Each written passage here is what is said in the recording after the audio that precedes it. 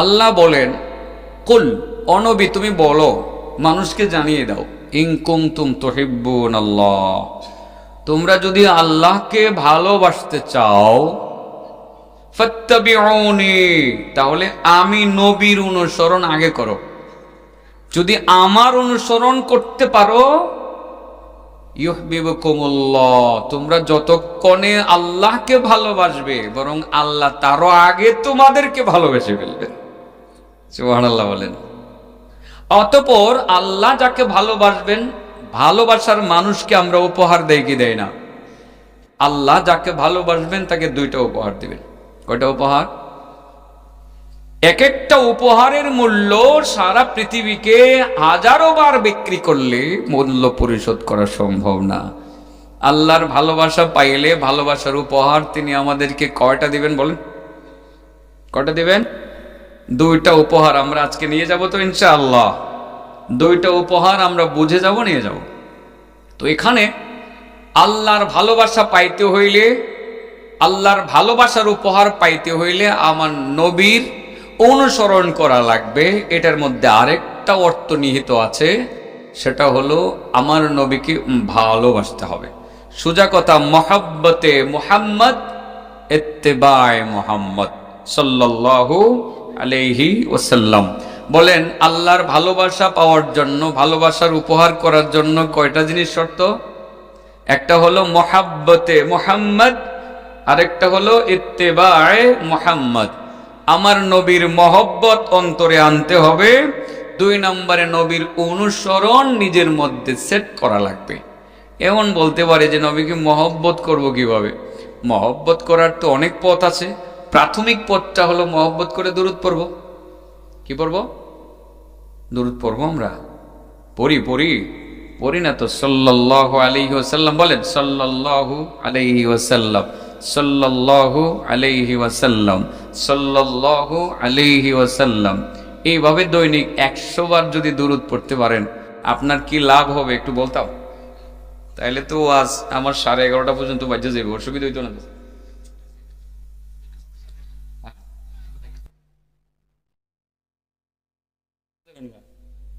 আমার একা একা ফালাই যাইব গা, সুবিধার না বেশি। যাক, একটা উজুর আছে যাওয়ার। আগামীকাল থেকে আমাদের ছেলে মেয়েদের পরীক্ষা, অর্থাৎ কেন্দ্রীয় পরীক্ষা, কওমি মাদ্রাসার ব্যস্ততা আছে। আমার মেয়েটাও আগামীকাল পরীক্ষা দিবে। যাই হোক, চলে যাচ্ছেন। আচ্ছা, 100 বার দুরূদ পড়লে দৈনিক সাল্লাল্লাহু আলাইহি ওয়াসাল্লাম 5 মিনিটের বেশি লাগে না। এটা পড়লে কি লাভ হবে? শুনলে তো পাগল হয়ে যাবেন। বলবো, এ ছেলেরা, এ ছেলে, বলবো? তাহলে চুপ করে শুনতে হবে। চুপ, একদম চুপ, কোনো আওয়াজ করা যাবে না। ঠিক আছে ইনশাআল্লাহ? 100 বার দুরূদ পড়লে কি লাভ? আল্লাহর নবী বলেন, মান সাল্লা আলাইয়া মিআতান কাতাবাল্লাহু বাইনা আইনাই রাহমাতুল লিল আলামিন। বলেন, যে ব্যক্তি আমি নবীর উপরে 100 বার দুরূদ পড়বে, কয়শো বার দুরূদ পড়বে? 100 বার দুরূদ পড়বে। কাতাবাল্লাহু বাইনা আইনাই, মহান আল্লাহ তাই তার দুই চোখের মাঝে, কপালের এই জায়গার মধ্যে 3টা লাইন লিখে দিবেন, 3টা সার্টিফিকেট লিখে দিবেন। আল্লাহর পক্ষ থেকে সার্টিফিকেট কপালের মধ্যে আল্লাহ লিখে দিবেন। দৈনিক 100 বার দুরূদ পড়লে আল্লাহ রাব্বুল আলামিন 3টা লাইন লিখবেন। প্রথম লাইনের মধ্যে লেখা থাকবে, বারাআতুম মিনান নিফাক। ও ফেরেশতারা, তোমরা আমার বান্দার কপালের দিকে ছায়া দেখো। সার্টিফিকেট আমি একটা লিখে দিলাম। প্রথম লাইন, আমার এই বান্দা 100% বেজাল মুক্ত, নিফাক মুক্ত, মুনাফিকি মুক্ত।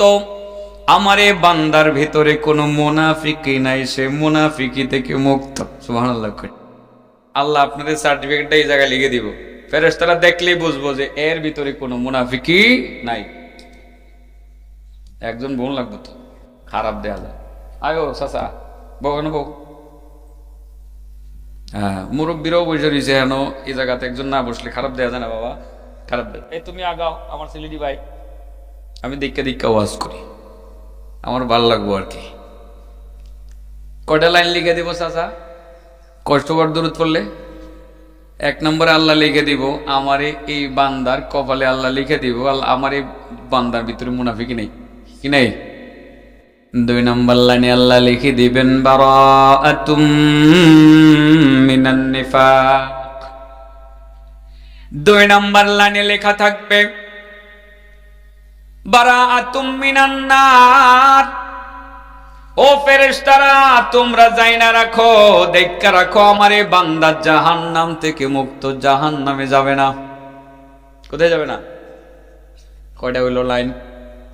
3 নম্বর লাইনে আল্লাহ নিজে লেখা দিবেন ওয়া আসকানাহুল্লাহু তাআলা ইয়াউমাল কিয়ামাতি মা'আশ শুহাদা।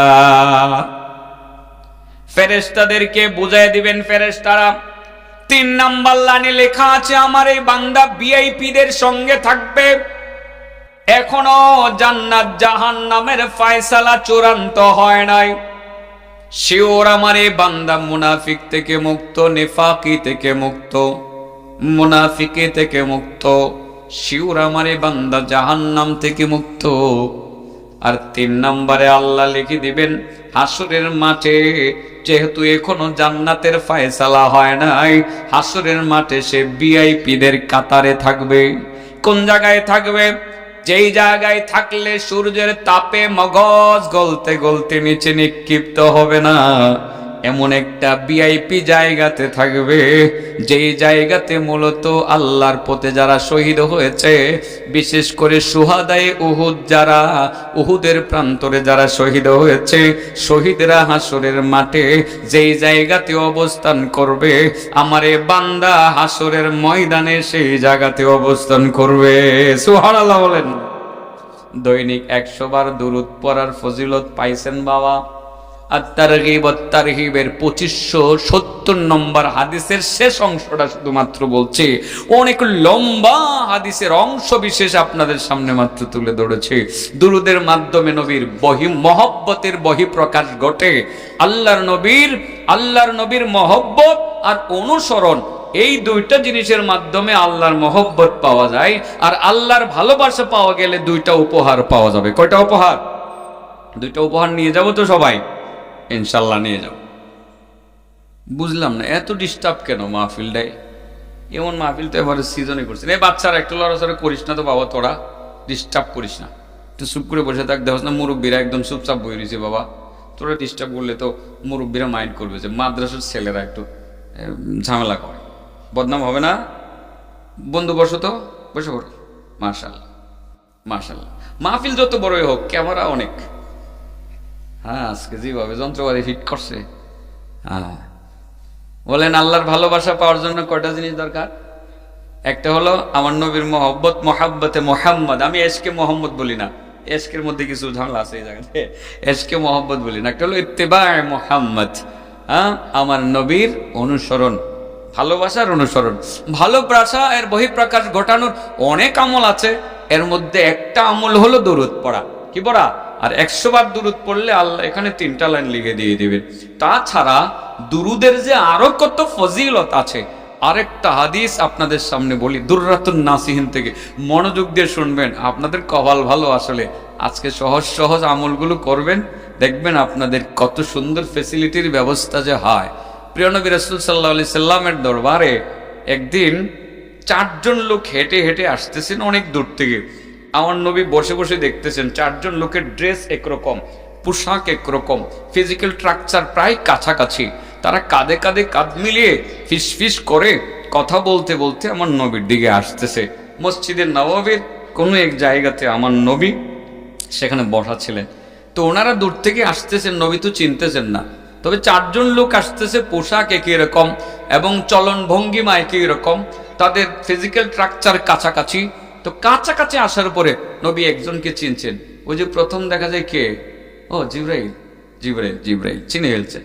পরে দেখেন জিবরাইলের সাথে আছে মিকাইল, সঙ্গে আছে ইসরাফিল, সঙ্গে আছে আজরাইল। আচ্ছা বলেন তো দেখি, 4 জন ফেরেশতাকে দেখলে একটু চিন্তার বিষয় না?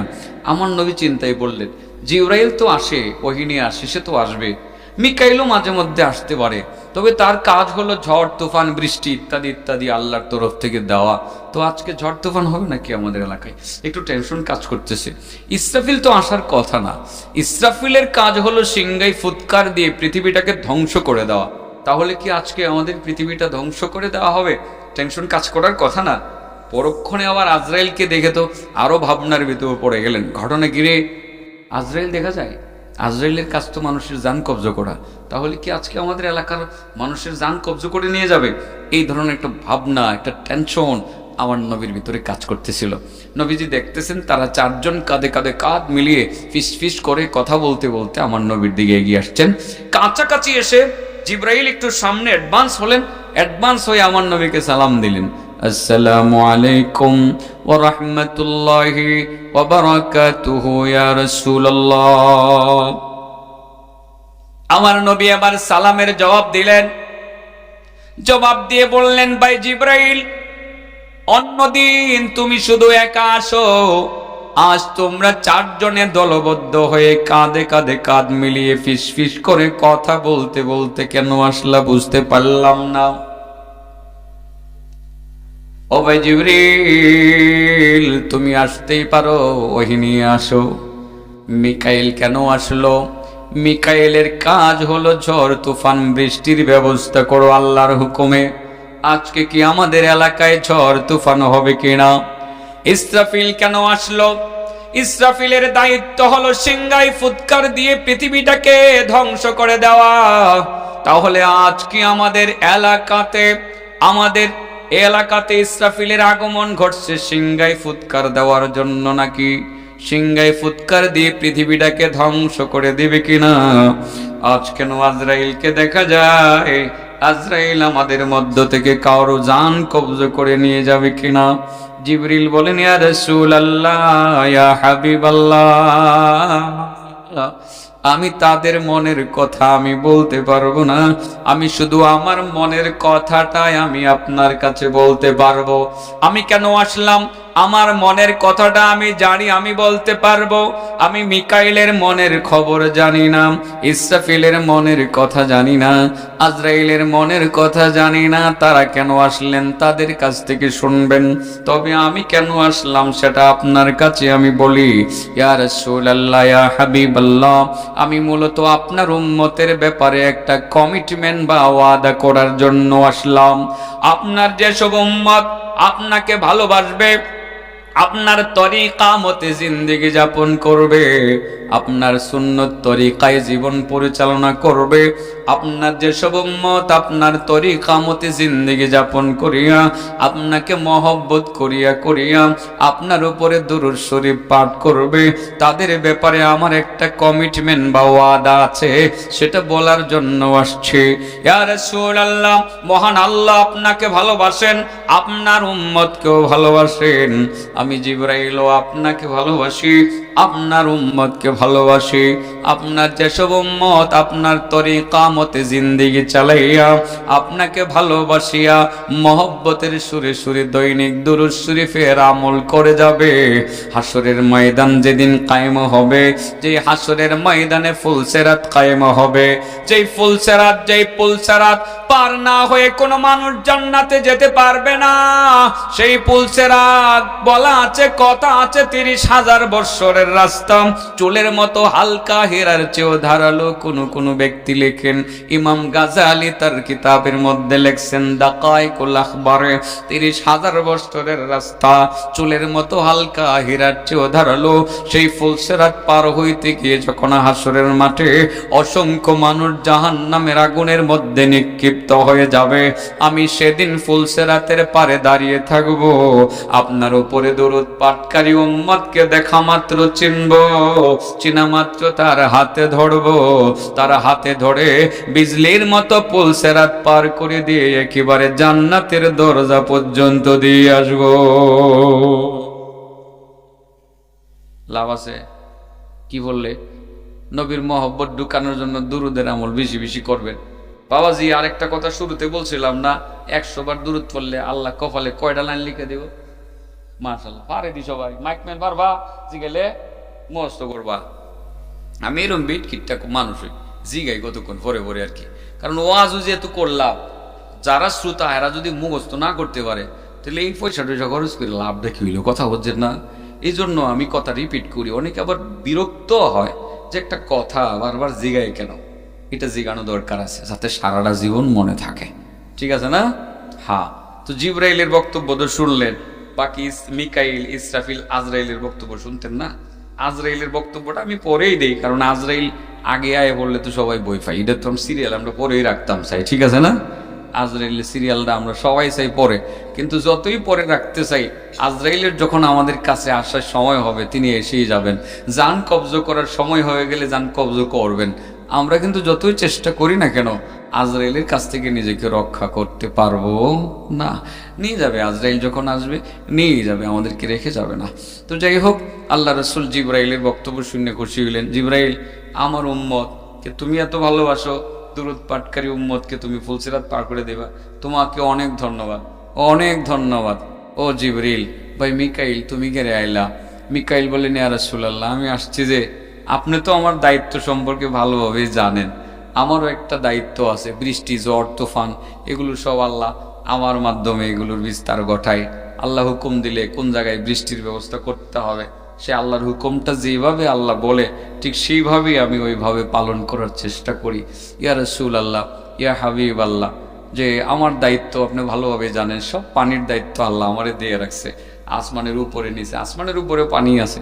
আর কথার কথা এরকম আছে, একটা কিতাবে দেখছি, ইতিহাসের একটা কিতাবে, আর সহি হাদিস সম্পর্কে আমার ধারণা নাই, একটা কিতাবে দেখছি, কিতাবটার নাম জানি কি সিরতে সঈদুল মুরসালিন নাকি জানে, এটার মধ্যে খুব সম্ভব দেখলাম যে ইসরাফিল আর মিকাইল, যে আল্লাহর ফেরেশতা, তার মাথার মধ্যে চুল আছে। কি আছে? চুল আছে। তার মাথাটা কত বড় আর চুল কত বড়, সারা পৃথিবীর সমস্ত পানি যদি তার মাথার চুলের মধ্যে ঢাইলা দেওয়া হয়, এক ফোঁটা পানি টপকে তার শরীরের মধ্যে পড়বে না। আল্লাহর সৃষ্টি মিকাইল কত বড়, চিন্তা করছেন? সব পানি চুলে গায়ে লাগবো, সারা দুনিয়ার সাগরের, মহাসাগরের সব পানি চুলে গায়ে লাগবো, ইসরাফিল হযরত মিকাইলের চুলে গায়ে লাগবো। তবে মিকাইল কত বড় একটু ভাবেন তো দেখি। মিকাইল যদি এত বড় হয়, জিবরাইল তাদের লিডার, জিবরাইল কত বড়? জিবরাইল যদি এত বড় হয়, জিবরাইলের যিনি পালন কর্তা, সৃষ্টিকর্তা মহান আল্লাহ কত বড়? বলেন আল্লাহু আকবার। আমার আল্লাহ কত বড়! এই জন্যই আল্লাহু আকবার, আল্লাহ সবচেয়ে বড়, সবচেয়ে বড়, আল্লাহ সবচেয়ে বড়। ইদিকে কেডায় না আনছে এবারে,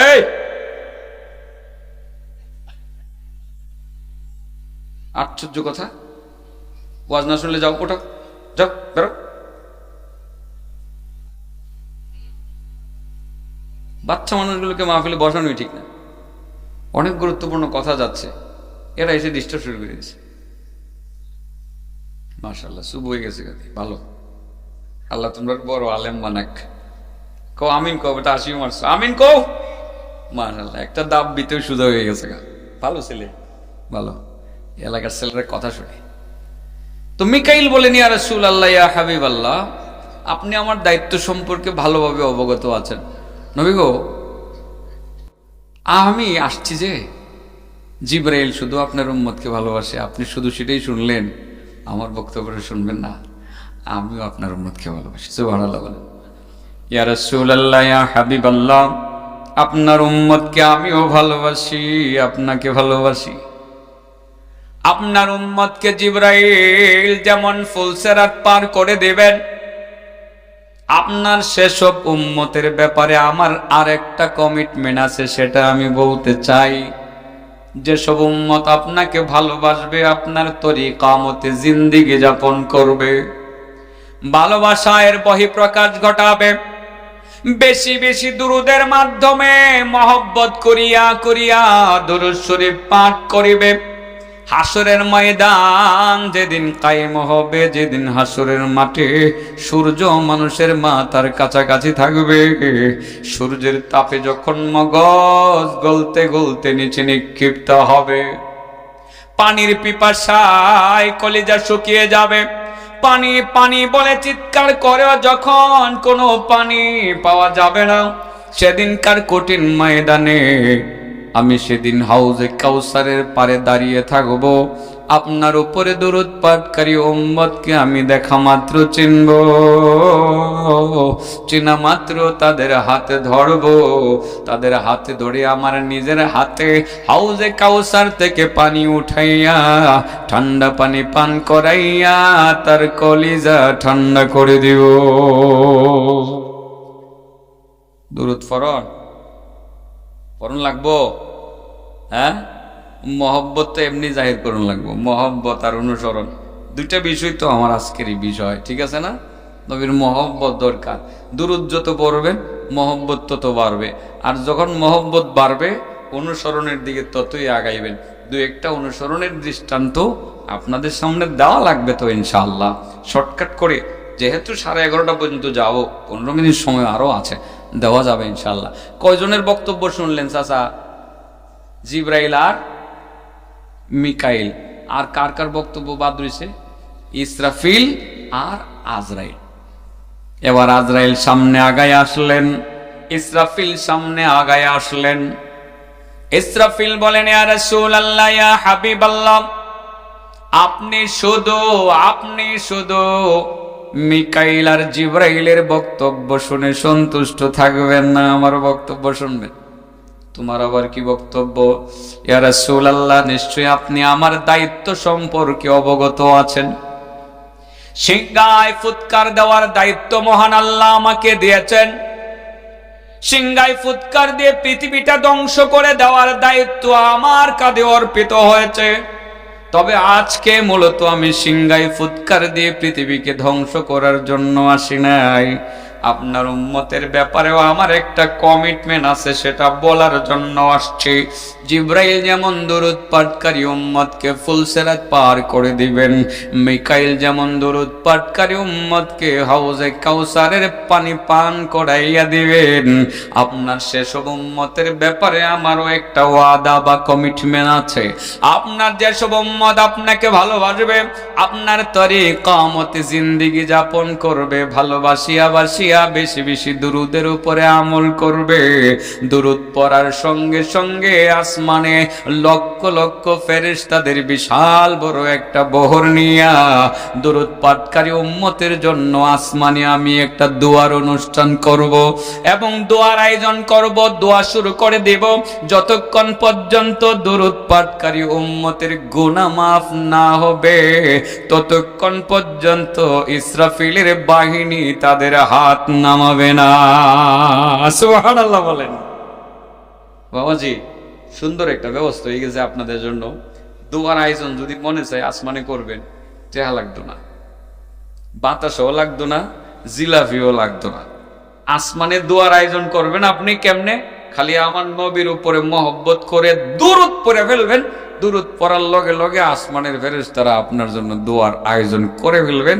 ওখানে দোয়া হবে, সেই দোয়া হবে ফেরেশতাদের দোয়া, আর ফেরেশতাদের দোয়াতে সেখানে কোনো কিছু হাদিয়া পাঠানো লাগে না। আমিতি, বাতাসা, 500 টাকার একটা নোট, 1000 টাকার একটা নোট কিচ্ছু পাঠানো লাগে না। যাদের দোয়ার পাওয়ারও বেশি, কারণ পাপ বলতে কিছু তারা করে না, তাদের দোয়া আল্লাহর দরবারে ডাইরেক্ট কবুল হয়ে যায়। কেমনে কবুল হয়? তাহলে আসমানের দোয়ার ব্যবস্থা করতে চাইলে কি করা লাগবে? দুরূদ পড়া লাগবে। ফেরেশতাদের দোয়া যে কবুল হয় আল্লাহ নিজেই বলেন, তাকাদুস সামাওয়াতু ইয়াতাফাত্তারনা মিন ফাওকিহিন্না ওয়াল মালাইকাতু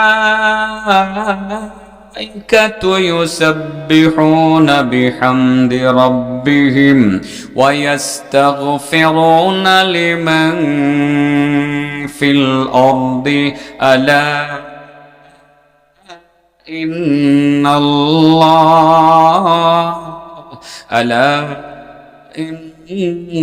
ইন্নাল্লাহা হুয়াল গফুরুর রহিম। মহান আল্লাহ তাআলা বলেন, মানুষের পাপাচারের কারণে যখন মাঝে মধ্যে আসমান ভেঙ্গে চুরমার হয়ে দুনিয়াতে পড়ে যেতে চায়, তার মানে আসমান কি নিজে নিজে ভাঙতে পারেনি? তার মানে আল্লাহ যখন রাগান্বিত হয়ে মানুষের উপরে আসমান ভেঙ্গে ফেলে দিতে চান, রাগ করে বলেন, শাহেদলের মানুষ, তোরা সুদ ব্যবসার সাথে জড়িত, ঘুষ বাণিজ্যে জড়িত, তোরা ওজনে কম দেশ, ব্যবসা করস ঠিকই ওজনে কম দেশ, দুধের সাথে পানি মিশাস, মধুর সাথে তোরা গুড়ের রস মিশাস, চিনির গুড় রস মিশাইয়া তোরা 2 নম্বরে করস। এই সমস্ত পাপের কারণে যখন আল্লাহ রাব্বুল আলামিন শাহেদলের মানুষের উপরে রাগান্বিত হয়ে আসমান ভেঙে ফেলে দিতে চান, তখন একদল ফেরেশতা আল্লাহর দরবারে আগাইতে থাকে। কিভাবে আগাইতে থাকে? তারা তখন বলে সুবহানাল্লাহ সুবহানাল্লাহ সুবহানাল্লাহ। তারা সুবহানাল্লাহ বলতে বলতে আগাইতে থাকে। আর একটু সামনে অগ্রসর হয়ে তারা আলহামদুলিল্লাহ বলে। আল্লাহ যে রাগ করছিলেন, রাগ কিন্তু অর্ধেকের বেশি কমে যায়। কারণ ফেরেশতারা সুবহানাল্লাহ বলতে বলতে আগাইলে আল্লাহ কয়, ঘটনা কি? রাগ করছিলাম শাহেদলের মানুষের উপরে, আসমান ভেঙে ফেলে দিব। ফেরেশতারা সুবহানাল্লাহ বলতে বলতে কেনই বা আসতেছে? তখন আল্লাহ চিন্তা করেন, দেখি তাদের বক্তব্য শুনি। রাগ উঠছিল, 50% রাগ কমে যায়। আমার যখন আলহামদুলিল্লাহ বলতে থাকে, আরো 45% কমে যায়। বোঝানোর জন্য বলছি, মাত্র 5% রাগ থাকে। ওই 5% রাগ থাকার পর ফেরেশতারা আর একটু সামনে অগ্রসর হইয়া, তারা তো প্রথম বলল সুবহানাল্লাহ, বলতেই পারে ফেরেশতারা সুবহানাল্লাহ বলবে, এটা তারা আল্লাহর সাথে আগেই তারা ওয়াদা করেছিল। আলহামদুলিল্লাহ বলবে, সেটা তারা বলতেই পারে। এবার আর একটু সামনে অগ্রসর হইয়া তারা বলতে থাকে আস্তাগফিরুল্লাহ আস্তাগফিরুল্লাহ আস্তাগফিরুল্লাহ। তখন আমার আল্লাহ ডাক দিয়ে ফেরেশতাদেরকে বলে, ও ফেরেশতারা, সুবহানাল্লাহ তোমরা বললা, সেটা বলতেই পারো। আলহামদুলিল্লাহ বললা, সেটা তোমরা বলতেই পারো। আস্তাগফিরুল্লাহ বলে তোমরা ক্ষমা চাইতেছো কার জন্য? কেন ক্ষমা চাইতেছো? তোমরা তো কোনো গুনাহ করো না, সুদ খাও না, ঘুষ খাও না, কোনো কিছুই খাও না, মানুষের জমিন দখল করো না, বেপরদা করো না, বাড়িঘর দখল করো না, জিনা ব্যভিচারে লিপ্ত হও না, মিথ্যা কথা বলো না, আমার হুকুমের বাইরে ডানে বামে 1 ইঞ্চিও যাও না। তোমরা মূলত কার জন্য ক্ষমা চাইতেছো? কেন ক্ষমা চাইতেছো? ফেরেশতারা তখন বলে, আল্লাহ, আমরা তো মূলত আমাদের জন্য ক্ষমা চাই না, হোসেনপুরের শাহেদুল এলাকার মানুষের জন্য ক্ষমা চাই। তুমি যাদের উপরে আসমান ভেঙে ফেলে দিবা বলে নিয়ত করলা, ও আল্লাহ, তোমার এই বান্দারা বুঝতে পারে নাই তারা কি পাপ করছে, কিভাবে ক্ষমা চাইলে তুমি ক্ষমা করবা সেটাও তারা বুঝতেছে না। ওগো আল্লাহ, আমরা ফেরেশতারা মূলত তাদের পক্ষ হইয়া তোমার দরবারে ক্ষমা চাই। আজকের মতো আমাদের খাতিরে শাহেদুল এলাকার মানুষগুলোর মাফ কইরা দাও। আমার আল্লাহ তখন ডাক দিয়া বলেন, আলা ইন্নাল্লাহ, ও দুনিয়ার মানুষ তোমরা যাই না রাখো, আমি আল্লাহ কিন্তু গাফুরুর রহিম। আল্লাহ তিনি গাফুরুর রহিম। ও দুনিয়ার মানুষ, ক্ষমা চাইতে হবে কিভাবে সেটাও জানো না। অন্যায় করলা তোমরা, ক্ষমাও তোমরা চাইলা না। তোমাদের পক্ষে মূলত ফেরেশতারা ক্ষমা চাইলো। যাও, আজকের মতো ফেরেশতাদের খাতিরে তোমাদেরকে মাফ করে দিলাম। ফেরেশতাদের দোয়া কবুল হয়নি? হ্যাঁ, তবে কয়বার সুপারিশ করবো আপনার জন্য? আপনার জন্য কয়বার? 2-3 বারের বেশি তো আর করতো না। পাপ বেশি করলে কি আর ফেরেশতারা সুপারিশ করবে? করবে না। ফেরেশতাদের দোয়া কবুল হয়? বলেন কবুল হয়? কবুল হয়। আপনার জন্য ফেরেশতারা দোয়া করে। আর আমি হিসেব করে দেখছি একটা কথা কইলি, আসলে ফেরেশতারাই কি আমরা লাগে দোয়া করে না আল্লাহই করায়?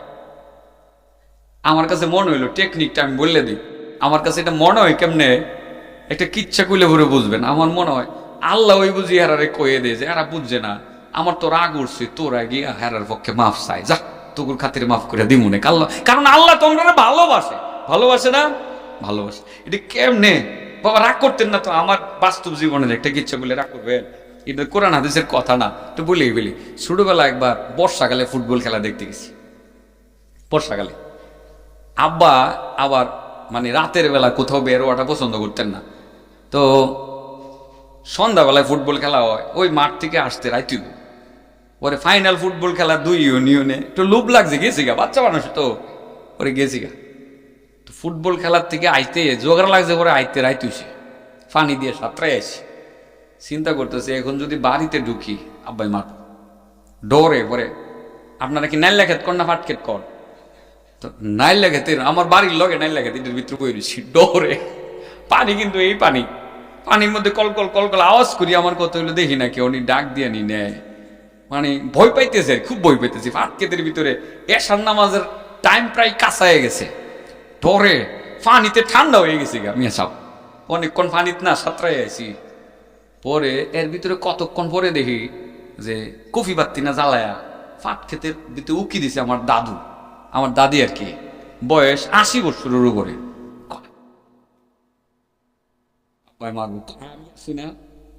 পরে আইসি পরে এমনি তো শরীর ঠান্ডা হয়ে গেছে না, আমার দাদু শাড়ি কাপড় দিয়ে আমার ছায়া আসলের ভিতরে থুয়ে দিছে। আব্বা এসে আব্বাকে, হ্যাঁ কই মাইরালাম আজকে, মাইরালাম আর যদি এরকম কই, হ্যাঁ আইসে নি? দাদু কয় না না হ্যাঁ নাই, যাও তুমি নামাজে যাও, এসার নামাজ পড়তে যাও। তো এই যাত্রায় আমার দাদি আমার ফেসায়া রক্ষা করছে। আমি তখন ভাবছি আমার দাদি বুঝি আমারে বাঁচাইছে, কিন্তু এখন বুঝি আমার দাদি তো সোহে দেয় না, এটা নাই লেগে ভিত্তি আমার দেখবো কেমনে। আমার মনে হয়েছে আমার বাপই আমারে দেখছে, দেখা দাদিরে পাঠাইছে, তুমি ডাইকা আনো, আমি ডাইকা আনলে তো বুঝা লাগবো, কথা বুঝছেন না? তুমি ডাইকা আনো, তুমি কইও আর করতো না, আর করতো না, আর আমি কমুনে মারলাম। আমার মনে হইতাছে আর কি এখন আমার এই দাদু আমারে আনছে, এখন মনে হইতেছে যে না আমার বাপ হিগাই দিছে। আমার দাদু চোখে দেখে না তো, ফাটকে দির ভিতরে আমার দেখবো কেমনি গিয়ে, আমি এর মধ্যে কান বলছি। আও রাত্রে আবার এসার নামাজের আটটান দিয়া আব্বাই মনে খেয়াল করছি, খেয়াল করে দাদুরে ফাটাইছে। তা আমার দাদু আমার দাদুরে ফাটাইছে আমার জন্য ক্ষমা চাইতে। আমার বাবা আমারে যতটুক ভালোবাসে, আমার আল্লাহ এর থেকে আরো 1000 গুণ বেশি ভালোবাসে, ঠিক না বেটি? এই যে মাঝে মধ্যে পাপ করে ফেলি, আমাদের জন্য যে ফেরেশতারা ক্ষমা চায়, ফেরেশতাদের তো ক্ষমতা নাই ক্ষমা চাওয়ার, তারা আল্লাহর হুকুমের বাইরে ডানে বামে 1 ইঞ্চি যাওয়ার কোনো ক্ষমতা রাখে না, 1 ইঞ্চিও যাওয়ার ক্ষমতা রাখে না। আমার আল্লাহ ওই কয়ে দিছে যে তোরা গিয়া আমার বান্দা বান্দির বুককে ক্ষমা চা, যা ফেরেশতা তোর খাতিরে হেরারে মাফ করে দিব। সুবহানাল্লাহ কইতেন না? কত মহব্বত করে আমার আল্লাহ আমারে আপনারে, একটু চিন্তা করে দেখছে। এরপরেও আমরা খালি নাফরমানি করি, সীমা লঙ্ঘন করে ফেললে তো বাপ মা যেমন খাতির করবে না, আল্লাহও খাতির করবে না, ঠিক না বেটি? সীমা লঙ্ঘন করা যাবে না। চলেন আমরা ভুল ভ্রান্তি যারা করে ফেলেছি আল্লাহর কাছে তওবা করি। তো যাই হোক, বলছিলাম হযরত জিবরাইলের বক্তব্য শুনছি, মিকাইলের বক্তব্য শুনছি, ইসরাফিলের বক্তব্য শুনছি। ইসরাফিল জানি কি করবে বলেন? আসমানে দোয়ার ব্যবস্থা করবে, আর ফেরেশতারা দোয়া করলে দোয়া কবুল হবে কি হবে না, এটা বোঝানোর জন্যই বলছিলাম যে ফেরেশতাদের দোয়া কি হয়ে যাবে, ডাইরেক্ট কবুল হয়ে যাবে। আর একজনের বক্তব্য বাকি রয়েছে। আসসালামু আলাইকুম ওয়া রাহমাতুল্লাহ। কইছিলাম না আমার বড় ভাই, আমি তো ভাবছি না এত দূরে যে আইব। আলহামদুলিল্লাহ, বাজা এখানে একটু শেষ করে ফেলবো এক্ষুনি। আলহামদুলিল্লাহ, আর কয়জনের বক্তব্য বাকি রয়েছে? কার? আজরাইলের নাম শুনলে বললে না, যতই ভুল লাগুক আজরাইল যখন আসার তখন তো আসবেই। আজরাইল আমার নবীর দরবারে হাজির হয়ে বলেন, ইয়া রাসূলুল্লাহ, আমারও একটা বক্তব্য আছে। কি বক্তব্য? নবী গো, আজকে আমি আসলে জান কবজ করার জন্য আসি নাই, আজকে আমি আসছি জিবরাইল যেরকম আপনার উপরে দুরূদ পাঠকারী, আপনাকে মহব্বতকারী উম্মতের ব্যাপারে কমিটমেন্ট করছে একটা, জিবরাইল যেমন করছে, মিকাইল যেমন করছে, ইসরাফিল যেমন করছে, ঠিক আমারও একটা বক্তব্য আছে। নবী গো, আপনি তো ভালোই জানেন আমার কোনো দয়া মায়া নেই। দয়া মায়া থাকলে তো বাবার চোখের সামনে থেকে সন্তানের জান আমি কবজ করতে পারতাম না, এবং সন্তানের চোখের সামনে থেকে আমি বাবার জান কবজ করতে পারতাম না। ইয়া রাসূলুল্লাহ, মানুষের জান কবজ করার সময় কোনো দয়া মায়া হয় না, মানুষকে প্রচন্ড রকম ব্যথা দেই আমি। যেমন একটা জীবন্ত বকরিকে পায়ের দিক থেকে চামড়া টেনে ছিঁড়ে মাথার দিক থেকে বের করে ফেললে বকরিটা যেমন কষ্ট পায়, একটি মানুষ এর জান কবজ করার সময় সে এর চেয়ে বেশি কষ্ট পেয়ে থাকে, আমি দিয়ে থাকি। তবে ইয়া রাসূলুল্লাহ, আপনার উম্মতের ব্যাপারে আমার কনসিডারেশনের ঘোষণা আছে। সুবহানাল্লাহ বলেন।